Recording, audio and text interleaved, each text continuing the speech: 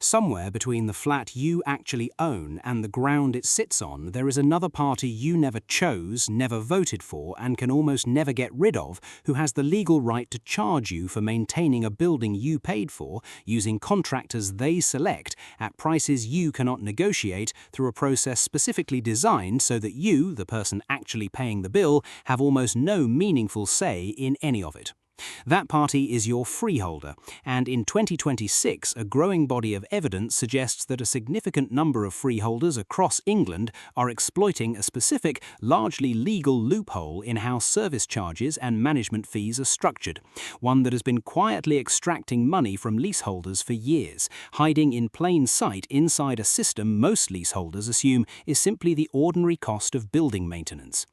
I have been tracking the UK leasehold system for years, and this specific mechanism deserves far more scrutiny than it gets because unlike cladding or ground rent, which have at least received sustained media attention, this loophole operates quietly, legally, and almost invisibly inside the numbers on every leaseholder's annual service charge statement. In the next few minutes, I am going to walk you through exactly how this loophole works, why it has been allowed to persist for so long, and what you can actually do to protect yourself if you suspect it is happening in your own building. Let's start with the basic structure of leasehold management, because understanding it properly is the only way to see how the loophole actually operates.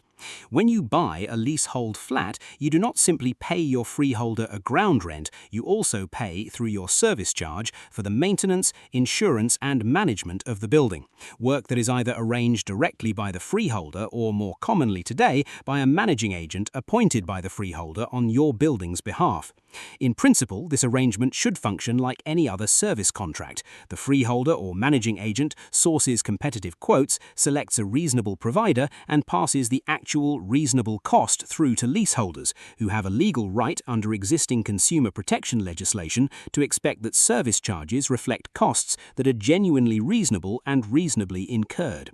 In practice, a specific structural gap in how that system operates has created space for a pattern of behavior that, while technically defensible in many individual instances, adds up to something that looks very different from ordinary building maintenance once you understand the mechanism underneath it. Red flag number 1, the related party contractor arrangement. This is the core of the loophole, and it is worth explaining carefully because it is entirely legal in most circumstances, which is precisely why it has persisted. A significant number of freeholders and managing agents maintain commercial relationships, sometimes formal ownership stakes, sometimes informal but long-standing business relationships with specific contractors, insurance brokers, and maintenance providers. When work needs doing on a building, the managing agent is not legally required in most cases to run a fully open competitive tender process for every piece of work. They are required to act reasonably and to ensure costs are not unreasonably incurred,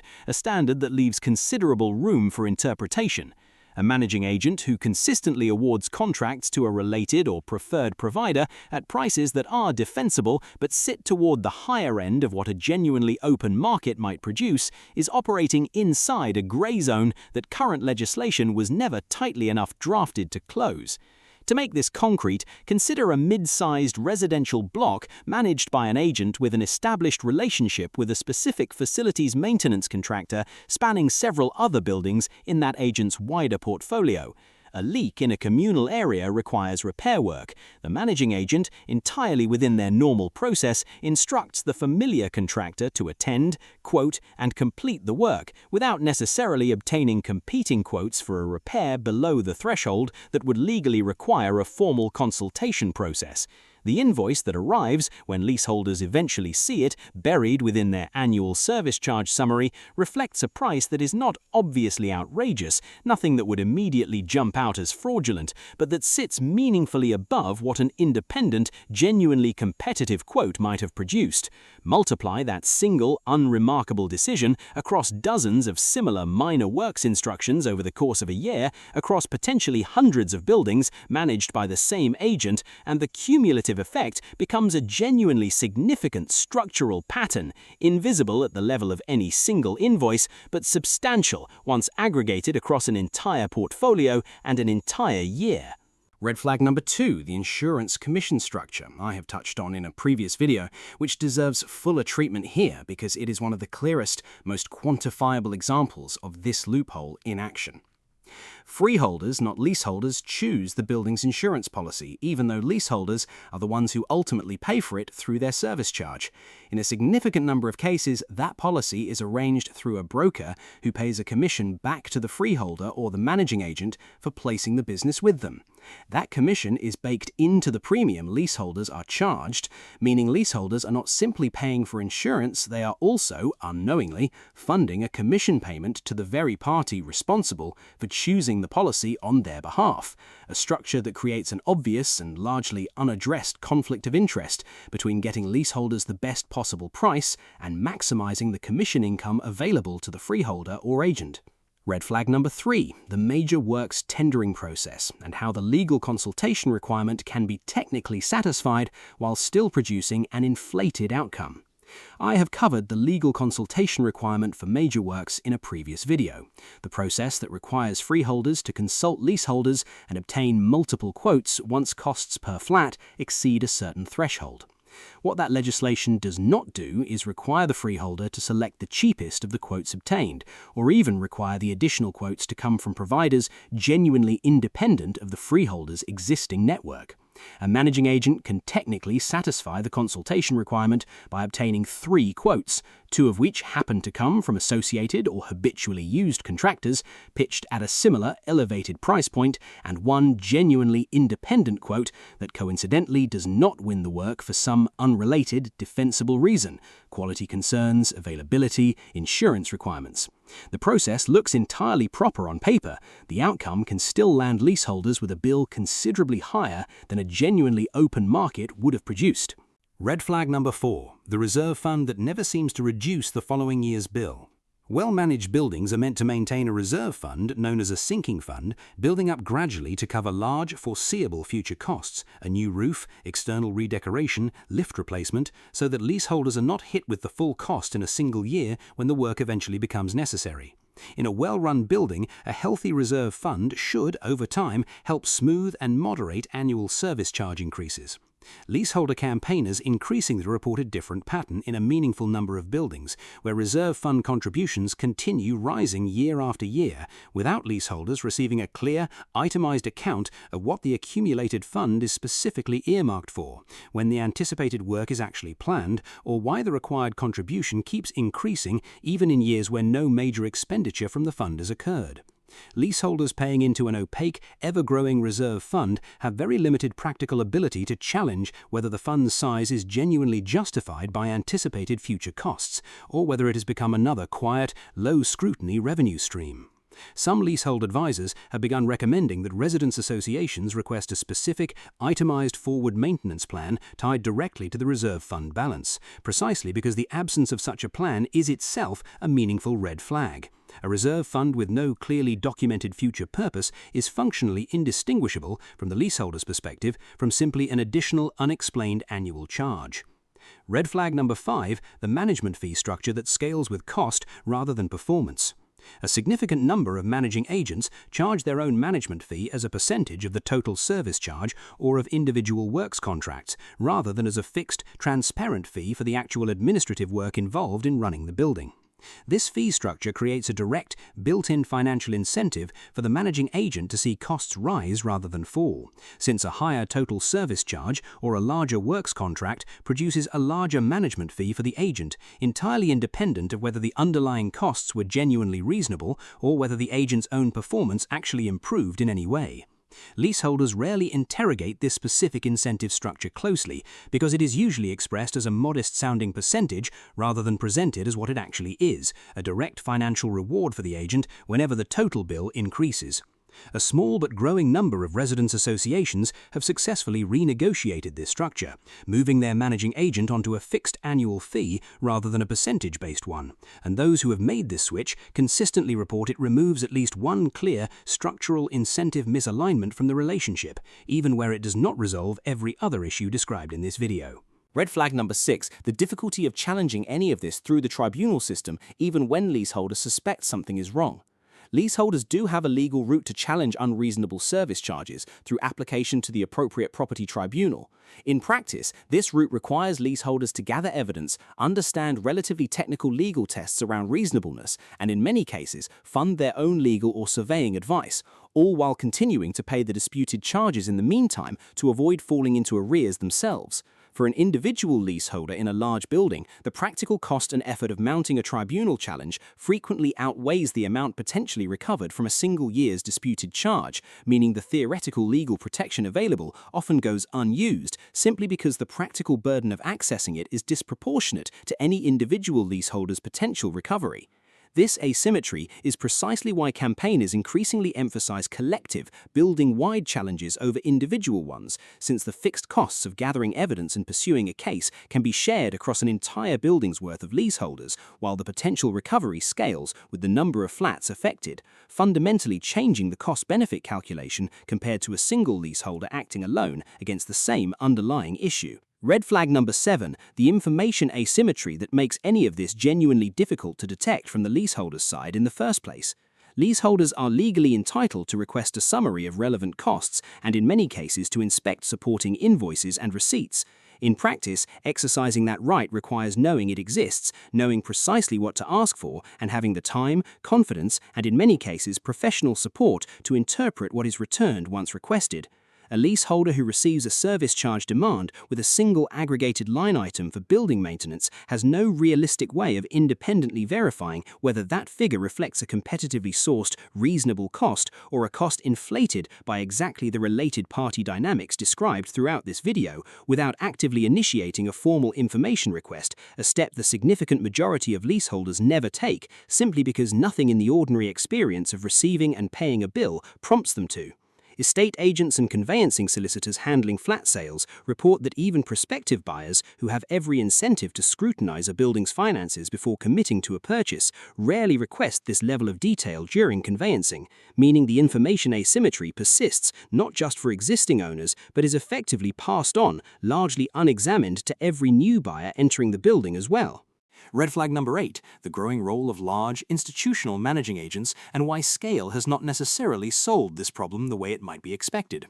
As the leasehold sector has consolidated, with more buildings managed by large, professionalized agency chains rather than small, local operators, there was a reasonable expectation that greater scale and professionalism might reduce exactly this kind of related party inflation through more standardized, better-governed procurement processes. In practice, some of the largest recorded leaseholder complaints regarding related party contractor relationships and insurance commission structures have involved well-known large-scale managing agents, precisely because scale creates the commercial incentive and negotiating leverage to establish exactly these kinds of preferred supplier and commission arrangements systematically across an entire portfolio of buildings, rather than eliminating the practice.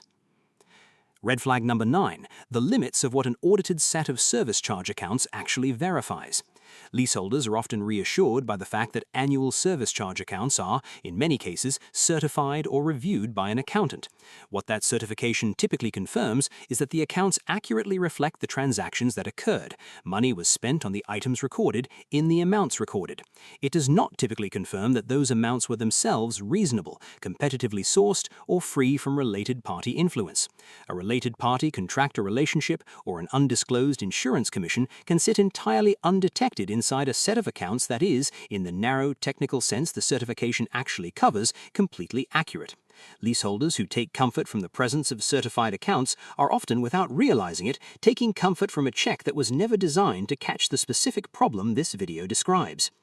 Now here is the part that connects all of these red flags together, and it is worth stating plainly. None of these mechanisms individually is necessarily illegal, and defenders of the current system will correctly point out that using an established, trusted contractor, maintaining a healthy reserve fund, and charging a percentage-based management fee can all, in specific individual circumstances, be entirely reasonable and legitimate business practices. The problem is not any single mechanism in isolation. The problem is that this entire structure was built without a leaseholder ever being the one choosing the freeholder, the managing agent, the contractor, or the insurance broker, and without a meaningful, low-friction mechanism for leaseholders to independently verify whether the resulting costs are genuinely reasonable, creating a system where the party incurring the cost has almost no practical influence over it, and the party controlling the spending has almost no structural incentive to minimize it. I spoke with a leasehold valuer and consultant who has spent years advising residents' associations on exactly this kind of dispute,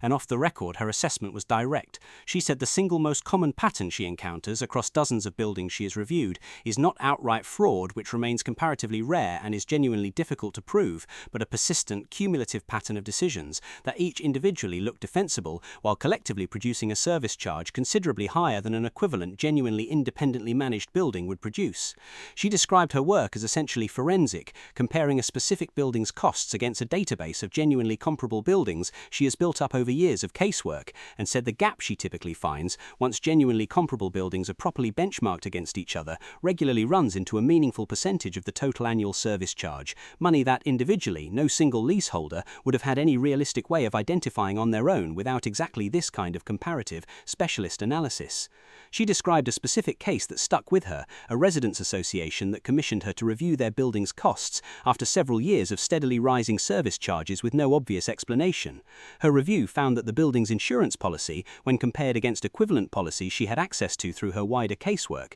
carried a premium meaningfully above what comparable buildings of similar size, age, and location were paying, once she was able to establish through a formal information request that a commission was indeed being paid to the managing agent as part of the arrangement. Confronting the managing agent with this specific, quantified discrepancy, rather than a vague general complaint about rising costs, proved considerably more effective than any previous informal complaint the Residents' Association had raised, resulting in the policy being re-tendered and a materially lower premium secured the following year. She said this outcome, a specific, evidenced, quantified challenge succeeding where a general complaint had previously failed, is the pattern she sees repeated again and again, and it is precisely why she believes specialist, evidence-based scrutiny, rather than simply general awareness of the problem, is what actually moves the needle for leaseholders trying to address this.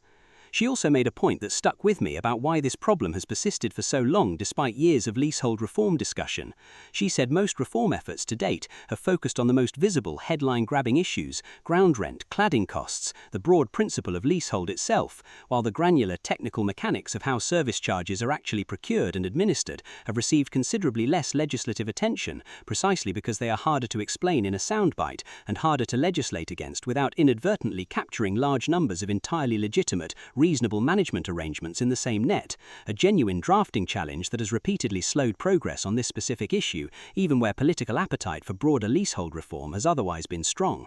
So, what can you actually do about this, whether you already suspect your own building is affected or simply want to protect yourself proactively? First, formally request a full breakdown of your service charge, not just the summary figure, specifically asking for itemized costs by category and, where relevant, the names of contractors and any relationship, financial or otherwise, between those contractors and your freeholder or managing agent. Second, specifically ask whether your building's insurance policy involves any commission payment to the freeholder or managing agent, and if so, request the exact amount, since this is one of the most quantifiable and commonly challenged elements of the entire structure. Third, if you are part of a residents' association, or consider forming one if your building does not yet have one, pool resources to commission an independent benchmarking review of your building's costs against genuinely comparable buildings, because the cost of that kind of specialist review split across an entire building is often modest relative to the potential savings identified. Fourth, understand your right to apply to the appropriate property tribunal if you have genuine, evidenced grounds to believe charges are unreasonable, and understand that this route becomes considerably more viable and more likely to succeed when pursued collectively by a group of leaseholders rather than a single individual absorbing the full cost and effort alone. Fifth, if your building qualifies, seriously investigate the right to manage process, which allows leaseholders collectively to take over management of the building themselves, removing the managing agent from the equation entirely and giving leaseholders direct control over contractor selection, insurance procurement, and reserve fund management going forward, a genuinely significant, if administratively demanding, structural solution to almost every red flag described throughout this video. Sixth, keep a dated, organized record of every service charge demand, every request for information application you make and every response you receive, because a consistent, documented pattern of unanswered or unsatisfactory responses to reasonable information requests is itself valuable evidence should you eventually need to escalate a dispute formally, whether to a tribunal or to a specialist advocacy organization. Seventh, if your building has an existing residents association, propose reviewing the current management agreement itself, specifically the fee structure, the notice period required to change managing agent, and any exclusivity arrangements with specific contractors or insurers, because understanding exactly how difficult or straightforward it would be to switch managing agent entirely is valuable leverage in any negotiation, even if switching is not your immediate goal. Here is how I expect this to develop over the next few years. Expect continued incremental legislative attention to the specific mechanics covered in this video, particularly around mandatory transparency requirements for insurance commissions and management fee structures, as awareness of these specific mechanisms continues spreading through leaseholder advocacy groups and increasingly through mainstream property media coverage. Expect the right to manage route to become an increasingly popular option among leaseholders who have concluded that incremental transparency reform is unlikely to move quickly enough to address their specific situation, particularly in buildings where a well-organized residents association already exists and is willing to take on the administrative responsibility involved. Expect continued resistance from parts of the managing agent industry to more stringent transparency and related party disclosure requirements, for the same straightforward commercial reason that has shaped resistance to every previous round of leasehold reform, because the current structure, however defensible on paper, generates meaningful revenue for parties who have little incentive to see it dismantled. And expect the broader shift toward common hold as the default tenure for new developments to gradually reduce the scale of this specific problem for future buyers, even as it does very little in its current form to help the millions of existing leaseholders already inside buildings structured around exactly the mechanisms this video has described. There is also a growing role emerging for third-party benchmarking and comparison services, some now operating on a commercial basis specifically to help residents associations compare their buildings' costs against a wider database of comparable properties, a service that was essentially unavailable to ordinary leaseholders even a few years ago. As these services mature and become more widely known and more affordable, expect them to play an increasingly central role in surfacing exactly the kind of quantified evidence discrepancies that the consultant I spoke with described as the single most effective tool for actually securing change, shifting the balance of information asymmetry, even if only modestly, back toward leaseholders who have historically had very little practical means of independently verifying whether their own costs were reasonable. It is also worth watching how the newly established leasehold ombudsman infrastructure, introduced as part of broader reform efforts already covered in previous videos on this channel, develops its approach to exactly this kind of dispute over the coming years. An ombudsman route, if it develops a genuinely accessible, low-cost process for leaseholders to raise concerns about related party arrangements and insurance commissions specifically, could meaningfully reduce the practical barrier that currently pushes so many leaseholders away from pursuing entirely legitimate complaints simply because the existing tribunal route feels disproportionately burdensome relative to the amount in dispute for any single leaseholder acting alone. The uncomfortable truth underneath all of this is that the leaseholder system was never actually designed with the leaseholder's financial interest as its primary organizing principle.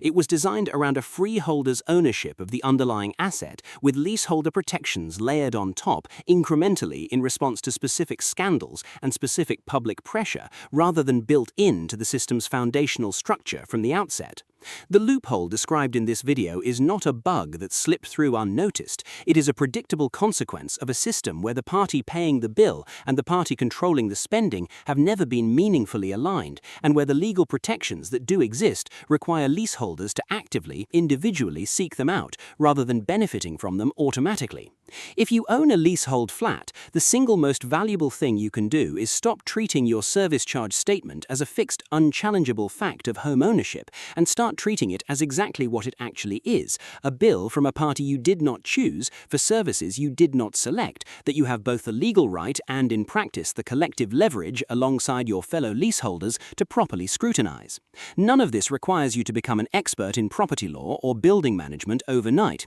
It requires a fundamental shift in posture from passively accepting whatever figure appears on your annual statement to treating that figure as the starting point for a conversation you are entitled to have, backed by specific reasonable questions about who is being paid, how they were selected, and what relationship, if any, exists between the party spending your money and the party receiving it. Most leaseholders currently affected by this loophole know nothing it exists, not because the information is hidden in any illegal sense, but because nothing about the ordinary experience of receiving and paying a service charge bill prompts anyone to go looking for it. That, more than any single mechanism described in this video, is the real reason this pattern has been allowed to persist for as long as it has, and it is also exactly why the leaseholders who do start asking these questions, individually or collectively, tend to be the ones who eventually see their costs come back down towards something that actually reflects a fair, competitively sourced price for maintaining the building they call home, rather than continuing to fund, year after year, a structure that was never really built with their interests in mind.